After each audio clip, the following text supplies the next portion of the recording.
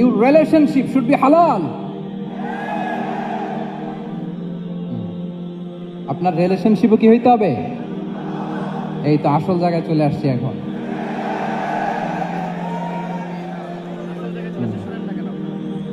হালাল রিলেশনশিপ কোনটা? বিয়ে।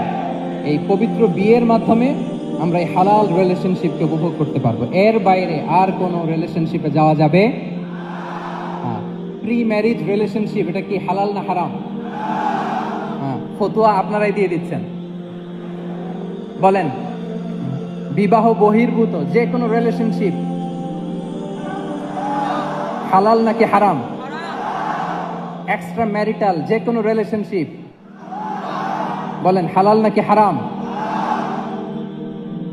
সাবধান হইতে হবে। তাহলে হালালের সাথে আমাদের সম্পর্কটাকে জোরদার করতে হবে। আচ্ছা।